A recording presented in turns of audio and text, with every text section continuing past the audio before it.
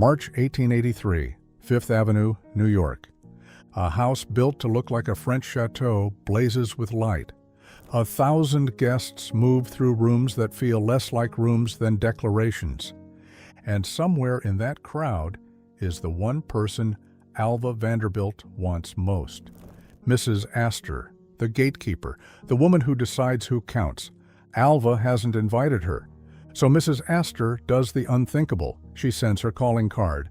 In this city, that small rectangle of paper is surrender. Alva doesn't smile like she's been accepted. She smiles like she's won a war. You can have more money than anyone in America and still be treated like you don't belong. And you can be excluded by people with less, simply because their names are older. Alva Vanderbilt understands that humiliation like a science. But that's only the official version, a legendary hostess, a society queen, a Gilded Age icon.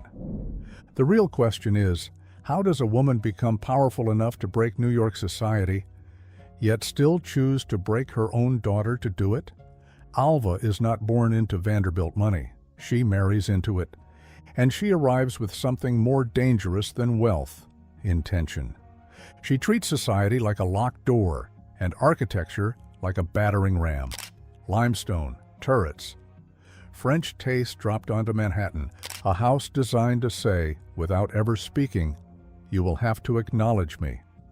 And when acknowledgement doesn't come, she escalates, not with pleading, with spectacle.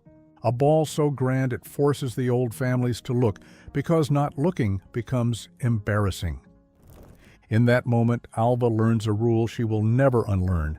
If they won't open the door, you don't knock harder. You make the room so large they have to step inside. After 1883, Alva isn't just inside society, she's shaping it. But she doesn't want inclusion for herself.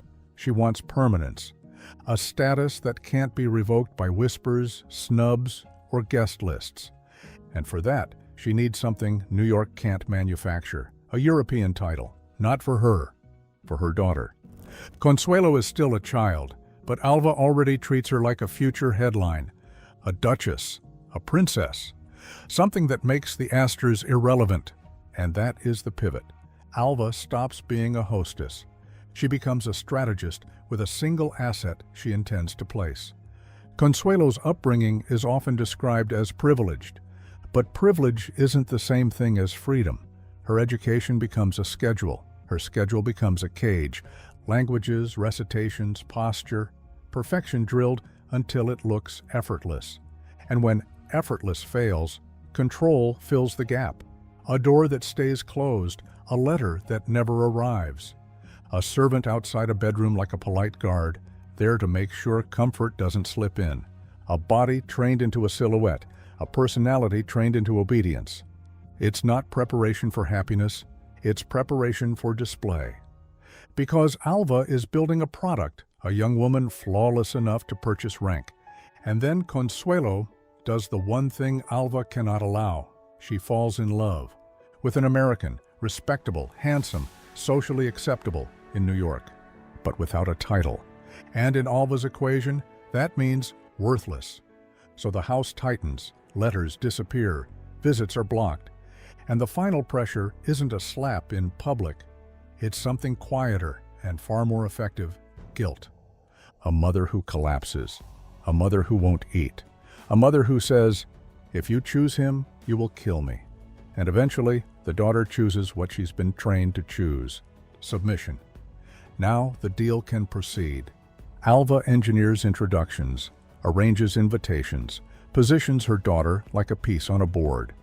Across the Atlantic, an English duke has what Alva wants, a title heavy with history. And he has what Alva needs him to have, financial trouble. The match is not built on compatibility, it's built on exchange. Titles for cash, stone for money, a great house preserved by an American fortune. And, in the middle of it all, a girl who learns the most adult lesson of her life before she's truly lived it, that a choice can be manufactured by removing every alternative. By the time the engagement is announced, the story is already written. Consuelo will marry, Alva will win, and the cost will be paid by the person least consulted. Years pass. The marriage exists in headlines and paperwork, and the public image shifts. Alva reinvents herself again. The woman who forced her daughter into a marriage for status becomes a public champion of women's political power, suffrage meetings, organizing, headlines. It's tempting to call that hypocrisy. It's also tempting to call it evolution. But the real test of a person's past isn't what they claim to believe now. It's what they're willing to admit about what they did then. And eventually, Alva is asked to admit it, officially. Not in a salon, not in gossip columns, in a process that requires someone to say, plainly, what everyone had politely avoided saying for decades. 1926, a church annulment, a legal religious unraveling of a marriage that began as a transaction. And Alva is asked one simple question: was your daughter coerced? She doesn't soften it. She doesn't decorate it.